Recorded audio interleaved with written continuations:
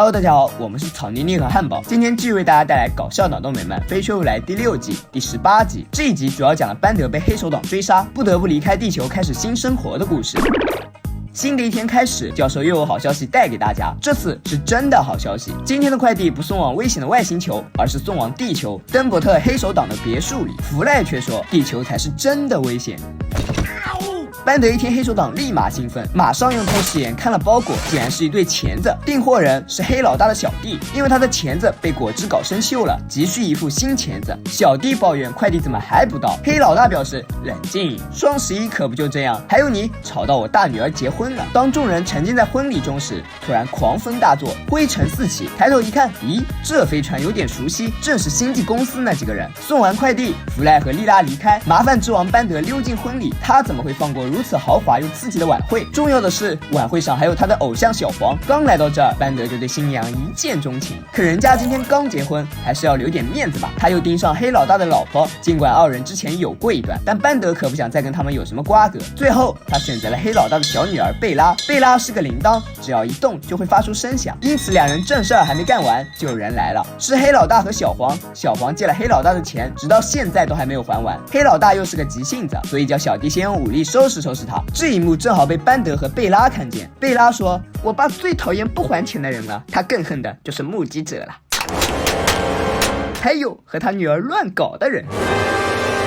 班德害怕地回到公司，莉拉问他婚礼如何，他表示我什么也没有看见。这时舆论新闻报道，小黄被不知名凶手袭击。艾米说真可怜。班德终于憋不住了，向大家说出实情，本想找个乐子，却没想到惹出这么个大麻烦。莉拉认为他应该去警局报案，做个详细的口供，可这样黑手党肯定会来追杀他。班德想都没想就拒绝，还说要把秘密带进坟墓。警方悬赏50美元给为黑帮夹伤事件提供有效线索的人。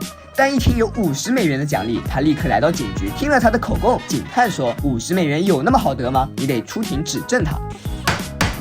法庭，723号法官因为刚正不阿被解决，724号法官立即上场，有了前车之鉴。他表示会睁一只眼闭一只眼，陪审团光明正大受贿，导致检方审判无效。黑老大也对自己的犯罪行为拒不承认，原告律师只好请出自己的证人，因为害怕报复，所以他不会以真面目示人。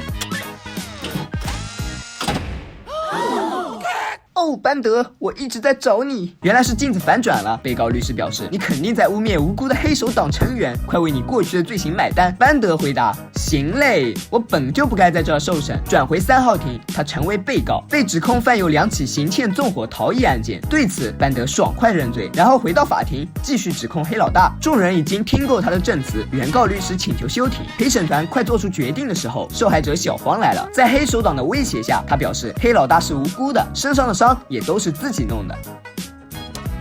最后，陪审团宣布黑老大无罪。班德见事情不妙，决定甩锅给弗赖，但无济于补。黑老大对贝拉说，如果你要跟班德结婚，那你可能要在婚礼上穿黑礼服了。班德痛哭。警探表示，我会对你负责到底的，把你加在证人安置项目里，你会有一个新的身份、新住处，还有新的随身听。这么说，我要躲一辈子？不用，躲到黑手党杀你灭口就完了。于是，班德跟着小伙伴们道别，看着他离开，众人非常不舍，但旧的不去，新的不来嘛，没有人会一直等你。教授立刻决定找一个更好的。看见招聘广告，黑老大有个想法，他让小弟去应聘班德的工作，然后再让他和班德最好的朋友弗赖搞好关系。他就不相信班德不会联系弗赖。小弟按照命令来到公司，并用武力打败了所有的竞争对手，如愿的成为星际公司的一员。大家对他的钳子非常满意，除了约翰，因为小弟也能捡东西，在以前这可是约翰的特长。弗赖说，你让我想起了老朋友班德，是吗？那他现在在哪里快活呀？不知道，你想去我那里玩吗？当然可以，毕竟和你搞好关系也是命令了。看着两人愉快的玩耍，约翰有点担忧，但他还是为之前的不友善向小弟道歉。小弟却不接受道歉，还打算让他领盒饭。幸好教授来了，他通知小弟马上就要开始第一次送快递。来到任务目的地月球，顾客需要剪断绳子，莉拉说有一个人可以帮你。约翰兴奋上前，结果叫的竟然是小弟。送货完毕，大家正准备回去，弗赖却看见了班德，他大声呼喊他，但班德根本不理他，大家只好跟着他来到农场。小弟也及时通知了黑老大。原来警探给班德的新身份是月球农民，他现在是农场主人的三女婿，叫比利。至于班德，他听都没有听说过。弗赖气的大喊：“我们可是你的朋友啊！你可以不用用这么土的身份掩藏了。”可班德还是坚持说自己叫比利。主人邀请众人留下来吃晚饭，班德还介绍了自己的妻子。大家不相信他这么能装，接二连三的问他问题，班德对答如流，连以前最擅长的技能压弯东西他都无法做到，甚至拿不动钢叉。看来班德真的接受自己的新身份了。教授却不相信，一切能用科学解释的东西就别想蒙混过关。他检查了班德的大脑，发现他的硬盘里没有储存一丝以前的记忆。警探在送他来月球的时候，已经完全清除了他的记忆。弗赖不死心，你确定不想要毁灭全人类？班德回答：不，我爱所有的人们。弗赖伤心离开，在大家走后，小弟瞅准时机，打算给班德来个痛快。危机时刻，约翰出现。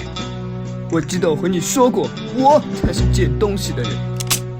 一场关于谁是剪刀王的决战正式开始，大家也发现少了2个人。回到月球，经过9981战，约翰险胜，小弟失去钳子。弗赖不能理解，还以为他是个好人。班德正向大家解释，结果贝拉又穿着黑礼服出现了。他说：“我得不到的东西，别人也别想得到。”然后果断开枪。班德还是领了盒饭。黑老大刚来就看见这一幕，他满意离开，回到地球。大家在披萨店哀悼班德，班德却出现了，他完好无损。领盒饭的只不过是个乡巴佬，大家十分开心。现在黑手党以为他已经挂了，他再也不用逃亡，又能回到公司祸害大家了。这时披萨也到了，班德正要切，约翰异常激动：“你敢切，我就把你撕碎！”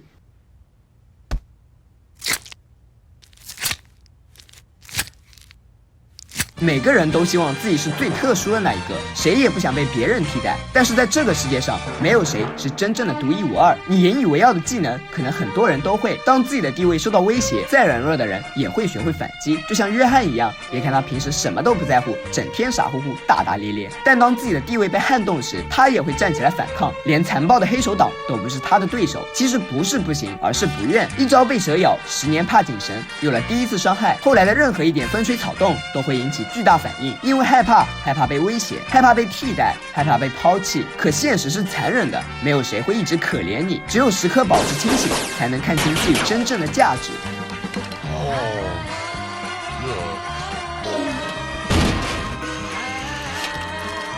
好了，本期视频就到这里了，喜欢的小伙伴千万别忘点赞、评论、加关注。我是草泥，咱们下期再见，拜拜。